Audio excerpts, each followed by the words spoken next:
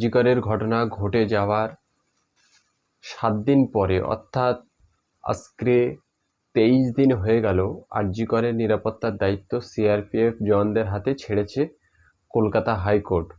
অর্থাৎ এই 23 দিন ধরে কলকাতা আর জি করের টোটাল নিরাপত্তার দায়িত্বটি সিআরপিএফদের হাতে দেওয়া আছে।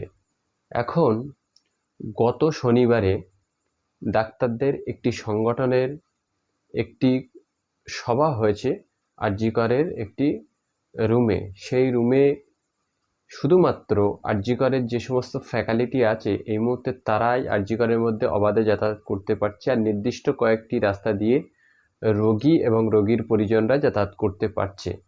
কিন্তু একটি কনফারেন্স রুমে ডাক্তারদের একটি ফোরামের অনুষ্ঠান হচ্ছে।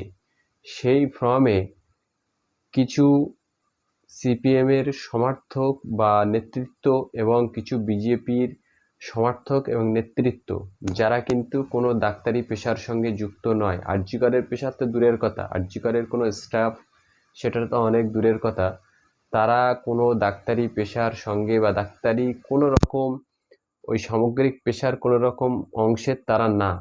তারা ওই কনফারেন্স রুমে বা ওই সভায় কিভাবে প্রবেশ করলো, এটা তো নিশ্চয়ই এই মুহূর্তে অর্থাৎ এই 23 দিনের ঘটনার মধ্যে রাজ্য সরকার দায় বা দায়িত্ব নেই, বা রাজ্য সরকার এটার জবাবদিহি করতে পারবে না। কিন্তু যে সিআরপিএফের দায়িত্বে এই মুহূর্তে আরজি কর চলছে, সেই দায়িত্ব চলাকালীন বা তাদের এই দায়িত্ব নেওয়ার পিরিয়ডের মধ্যে এরকম একটি কনফারেন্স রুমে, যেখানে ডাক্তারদের ফর্ম নিয়ে একটি সভা হচ্ছে, সেখানে ডাক্তাররা এবং ডাক্তারদের পেশার সঙ্গে যারা আর জি করে ভর্তি একমাত্র তারাই সেখানে প্রবেশ করতে পারবে, এটাই হলো কলকাতা হাইকোর্টের নির্দেশ ছিল। কিন্তু সেখানে সম্পূর্ণ ডাক্তারি পেশার বাইরের মানুষজন এবং নির্দিষ্ট দুটি রাজনৈতিক দলের নেতা কর্মীরা সেখানে কিভাবে পৌঁছেছে, এর জবাব কে দেবে?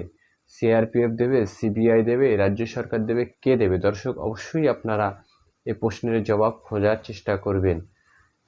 ঘটনাটি এই পর্যন্ত নয়, ঠিক গত শনিবারের থেকে আরও 4 দিন পিছনে গেলে অর্থাৎ সোমবার, গত এই যে সোমবারটা গেল ঠিক তার পরের সোমবারে, পিছনের সোমবারে সেখানে আরেকটি ডাক্তারদের আরেকটি ফর্মের একটি সভা ছিল। সেই সভাটি কিন্তু সিআরপিএফ জওয়ানরা বা যাদের দায়িত্বে দেওয়া আছে এই মুহূর্তে নিরাপত্তার দায়িত্ব, তারা কিন্তু সেই ডাক্তারি ফর্ম অর্থাৎ গত সোমবারের যে অনুষ্ঠানটি হওয়ার কথা ছিল সেই অনুষ্ঠানটি আর জি করের ওই সেমিনার রুমে করতে দেয়নি। তাদেরকে সেই অনুষ্ঠানটি সরিয়ে নিয়ে কলকাতা মেডিকেল কলেজে করতে হয়েছে।